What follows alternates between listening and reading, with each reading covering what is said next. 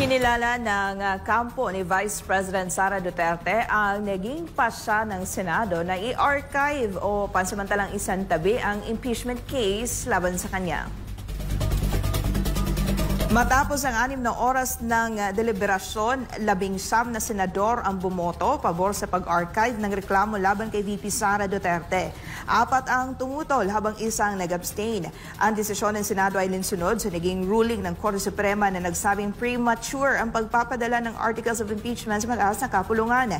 Kabilang sa mga bumoto pabor sa pag-archive is sina Senator Alan Pia Cayetano, Ronald De La Rosa, J.V. Ejercito, Jinggoy Estrada, Francis Escudero, Sherwin Gatchalian, Bongo, Lito Lapid, Lauren Legarda, Marcoleta, Aimee Marcos, Robin Padilla, Rafi at Erwin Tulfo, Joel Villanueva, Camille Villar, Mark Villar at Senate President Mig Zubiri.